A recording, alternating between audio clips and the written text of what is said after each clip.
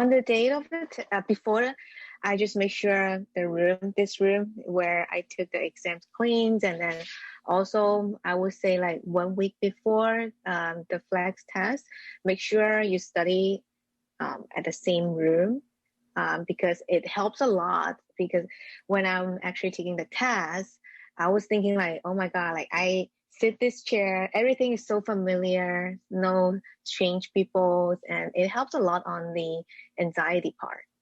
I totally agree, Chloe. I've actually found that students are doing better on the flex than the in-person test because you have the comfort of your own environments. You can study at the exact same desk that you'll take the actual thing using the same device, the same computer as the actual thing. You have your favorite things around you. You're familiar, it's comfortable, no distractions. So I love it. I mean, I hope that they continue this long term. And one thing I wanted to make sure is like the room, like my room has a TV.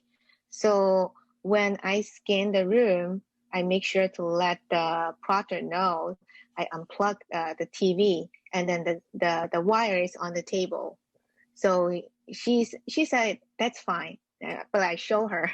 I was kind of nervous they will be like, oh no TV or something, but they didn't give me a hard time. That's good.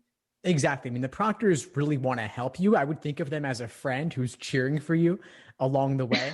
And as you're doing that room scan, just ask them for every little thing.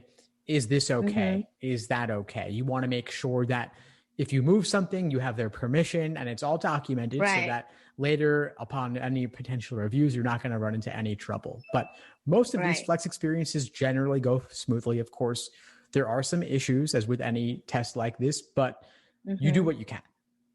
Yeah.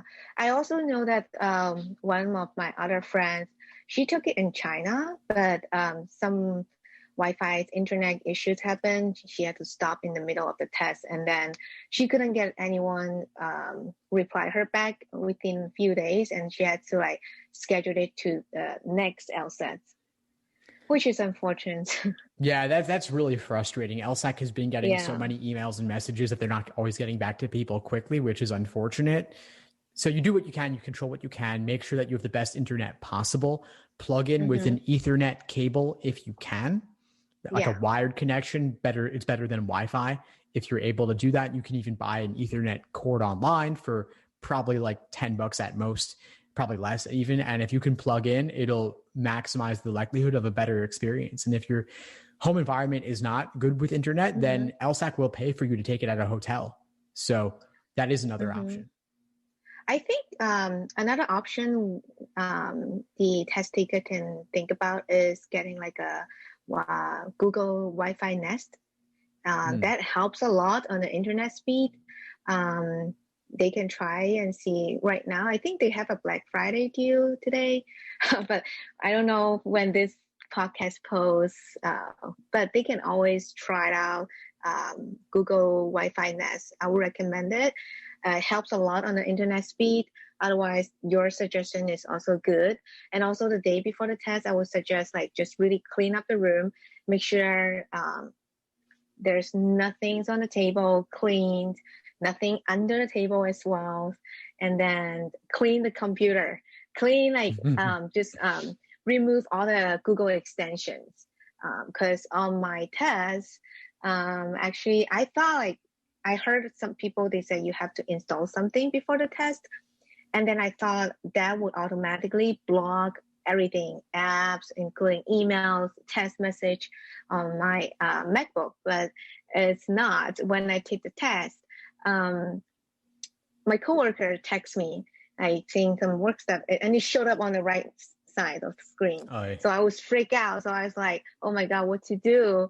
And then I immediately clicked dismissed, and then they didn't flag my video after. My score released as the same speed. So luckily but every proctor is different. I heard some not good experience stories online. So I would still suggest like just block everything. That's great advice. Yeah, I mean, you got lucky in that case, but we definitely want students to avoid having issues. And so make sure all the other apps are closed, that you said that the extensions, to remove the extensions so that nothing Yes, can yes. pop up without you wanting it. Another thing I'll add to that actually is your smartphone, to make sure your smartphone is silent, turned off, airplane mode. Right. Nothing will make noise with that, because that could be an interruption of some kind too. Right. Like Google extension like Honeys and your Honey extensions and Mm-hmm. email extensions, and just block, make it as clean as possible. That will Definitely. guarantee like a smooth testing experience. That's one thing I would so regret. If I would take a test again, I would just eliminate it, even though the proctor didn't say anything, but I would rather this not happen. Yeah, no, you just want to avoid the stress. Even if it doesn't cancel your Yes, score, flag your score, you want a smooth experience and you don't want the interruption to stress you out during the exam. But it sounds yes. like you had a pretty smooth experience, Chloe, overall. Oh yeah, that better than my first time. The first time I was taking a test in person, and then the test got canceled after waiting 5 hours Oh my at the God. testing centers. Yes, and then we didn't leave the testing center. That's like back in January this year, and then I waited. I got to the test center 7 o'clock, and then they then started, and then they asked us to wait until like 1:32, and they said, "Oh, we didn't get the tablet, so we had to cancel the test." And then I have to make tons of calls to LSAT. That's like Yeah. every call is like at least 45 minutes. And they go by Eastern time, and I always have to wake up like 6 in the morning and just to have the phone holding next to me, and then while fall asleep, and then yeah, definitely not a good experience. But how they take care of this is they offer me like 4 times free. I think it's the fee waiver for applying law school for and then they help me arrange a new test. I think it's in. Oh, actually, sorry. Actually, this test I was happening in November test, and then I have to rearrange to January. Right. So this was like a year ago at this point now. Yes, Yeah. yes.